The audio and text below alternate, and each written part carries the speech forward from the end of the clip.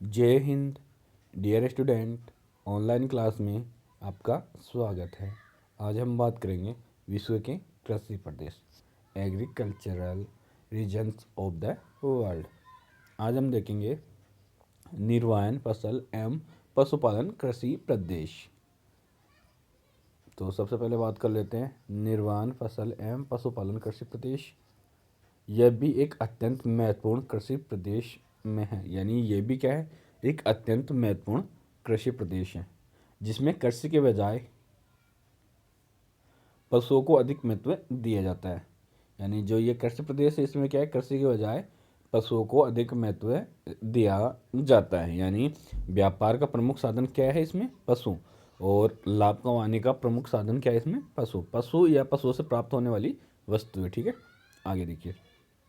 इस प्रदेश की कृषि पशु का मुख्य उद्देश्य दूध एवं दूध पदार्थों का व्यापारिक उत्पादन है। यानी इस कृषि प्रदेश में क्या है, पशुओं से प्राप्त होने वाला दूध और दूध से बनने वाले पदार्थों का व्यापार किया जाता है और उससे क्या है, लाभ कमाया जाता है। ठीक है, आगे देखिए। इस कृषि प्रदेश का विकसित रूप मुख्यतः, यानी जो यह कृषि प्रदेश है इसका जो विकसित रूप है वो मुख्यतः पश्चिमी यूरोप से मास्को तक, यानी पश्चिमी यूरोप से लेके जो रूस है, रूस का जो मास्को है, मास्को तक, यानी यूरोपियन रूस से साइबेरिया तक। ठीक है, जो यूरोपियन रूस है, यानी जो रूस है वो यूरोप में भी सम्मिलित किया जाता है और एशिया में भी। तो रूस यूरोप में भी पड़ता है और एशिया में भी। ठीक है, तो यूरोपियन रूस से साइबेरिया तक, उत्तरी अमेरिका, दक्षिणी अमेरिका, ऑस्ट्रेलिया, न्यूजीलैंड आदि में देखने को मिलता है। मतलब ये इस प्रकार की जो कृषि है जिसमें पशुओं पे अधिक ध्यान दिया जाता है। तो ये वाली जो कृषि है वो उत्तरी अमेरिका, दक्षिणी अमेरिका, ऑस्ट्रेलिया और न्यूजीलैंड आदि में देखने को मिलता है। सेकंड है आपकी व्यापारिक दुग्ध पशुपालन कृषि प्रदेश।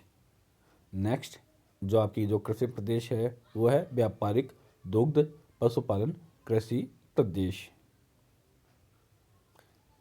Commercial dairy farming reason. अब देखिए, निर्वाण जीविकोपार्जन फसल एवं पशुपालन कृषि का जन्म उत्तरी यूरोप में हुआ। मतलब जो ये कृषि है व्यापारिक दुग्ध पशुपालन कृषि प्रदेश, इसका जन्म कहाँ हुआ था, उत्तरी यूरोप में। ठीक है, यानी ये जो कृषि है वो उत्तरी यूरोप की देन है। आगे देखिए, प्रमुख पशु एवं उपयोग। यानी जो ये कृषि है इसमें कौन कौन से पशुओं को पाला जाता है और उनसे कौन कौन से पदार्थ प्राप्त किए जाते हैं। देखिए, मुख्यतः भेड़ें, बकरियां, सूअर, गाय, बैल, अनेक प्रकार के विभिन्न किस्मों के पशु पाले जाते हैं। मतलब जो ये कृषि है इसमें क्या है, भेड़, बकरियां, सूअर, गाय, बैल और इनके अलावा जैसे मुर्गी पालन या अनेक प्रकार के जो छोटे छोटे जीव हैं इनको इसमें पाला जाता है, जिनका मुख्य उद्देश्य मांस, ऊन, चमड़ा, हड्डी, खून, चीज, पनीर, दूध पाउडर आदि का उत्पादन करना है।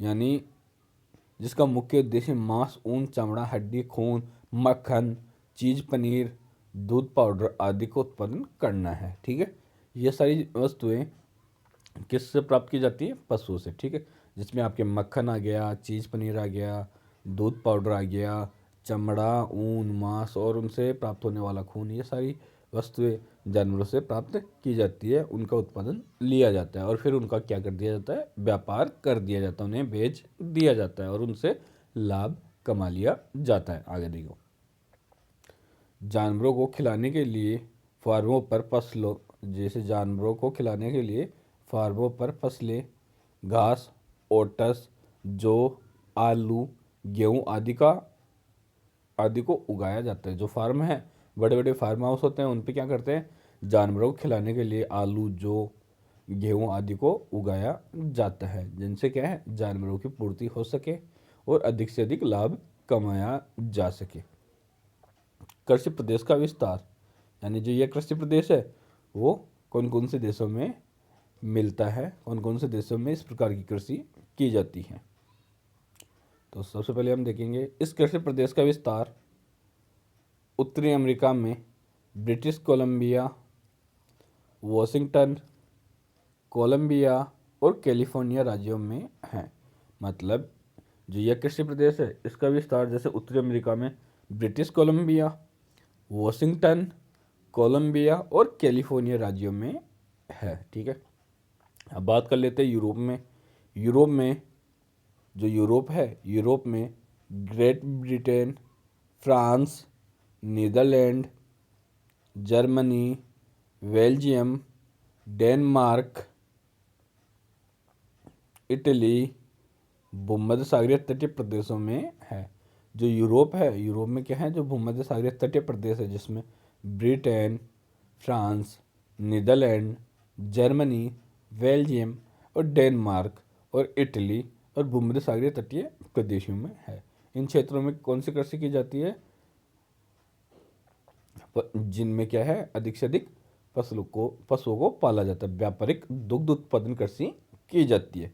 इसमें जो डेनमार्क है, डेनमार्क विश्व में दूध और घी के लिए प्रसिद्ध है। ठीक है, तो डेनमार्क में दूध और घी सर्वाधिक मात्रा में और उच्च क्वालिटी का होता है। ठीक है, आगे बात कर लेते हैं। दक्षिणी अमेरिका में अर्जेंटीना, जो दक्षिणी अमेरिका है उसमें अर्जेंटीना, ऑस्ट्रेलिया के दक्षिण पूर्वी भागों में विशेषकर न्यू साउथ वेल्स, यानी जो ऑस्ट्रेलिया के जो दक्षिण पूर्वी भाग है उसमें विशेषकर न्यू साउथ वेल्स, विक्टोरिया में और न्यूजीलैंड के उत्तरी द्वीप के मैदानों में, भारत में गुजरात और पंजाब आदि में है। मतलब इस प्रकार की जो व्यापारिक दूध उत्पादन जो कृषि है वो न्यूजीलैंड के जो उत्तरी द्वीप है वहाँ पे और भारत के जो गुजरात और पंजाब, गुजरात में गिर गाय और जो भैंस है वो ज़्यादा प्रसिद्ध है, जबकि जो पंजाब है, पंजाब में होल्स्टीन जो गायें हैं और वहाँ की जो साहिवाल गायें हैं उनसे, और जो भैंस है जैसे मुर्रा भैंस है, इनसे क्या है, दुग्ध उत्पादन किया जाता है, डेयरी का काम किया जाता है। ठीक है, आगे देखिए।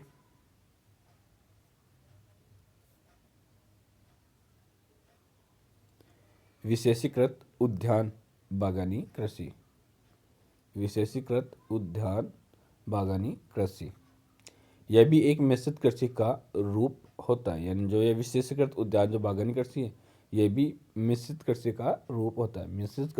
जो मिश्रित कृषि है उसका मतलब होता है साथ में पशुपालन, कृषि के साथ में पशुपालन करना क्या कहलाता है, मिश्रित कृषि कहलाता है। ठीक है,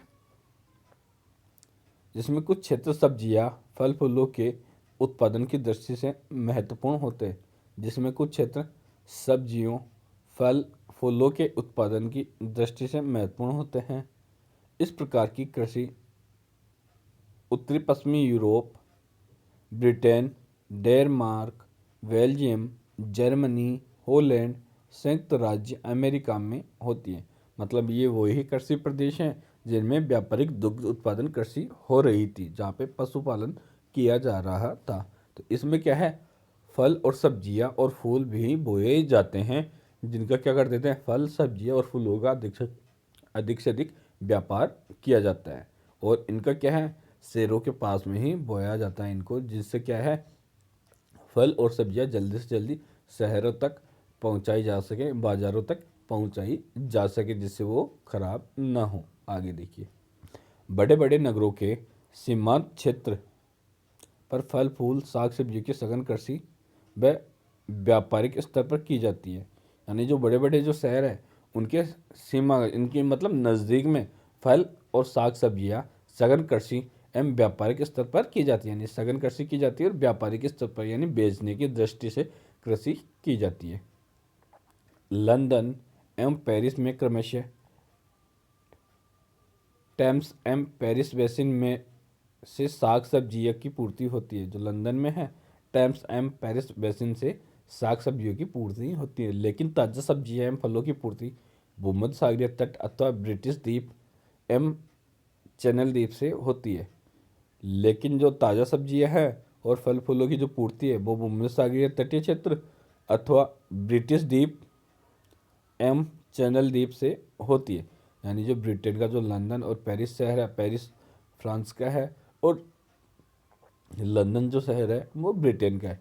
इनमें जो ताज़ा सब्जियां है उनकी जो पूर्ति भूमध्य सागरीय तट से या ब्रिटिश द्वीप या चैनल द्वीप से होती है। यहाँ उष्ण मौसम पाया जाता है, यानी इस क्षेत्र में जो मौसम कैसा है, उष्ण मौसम पाया जाता है। संयुक्त राज्य अमेरिका के कैलिफोर्निया राज्य में, संयुक्त राज्य जो अमेरिका है उसका जो कैलिफोर्निया राज्य है जहाँ पे भूमध्य सागरीय कृषि होती है, ठीक है। संयुक्त राज्य अमेरिका के कैलिफोर्निया राज्य में इसे ट्रक फार्मिंग कहते हैं, यानी विशेषीकृत उद्यान कृषि को ट्रक फार्मिंग कृषि भी कहते हैं। क्यों कहते हैं? क्योंकि इसमें जो फल और साग सब्जियों तक ट्रकों को खेतों तक पहुंचा दिया जाता है और वहां से सब्जियों को और फलों और फूलों को ट्रकों में लोड करके वापस बाजार तक पहुंचा दिया जाता है, बाजार तक पहुंचा दिया जाता है। जिससे क्या होता है कि ट्रकों का सीधा संपर्क खेतों से होता है, इसलिए इसे ट्रक फार्मिंग कृषि भी कहा जाता है, ठीक है। तो ट्रक फार्मिंग कृषि कहाँ कहते हैं इसे?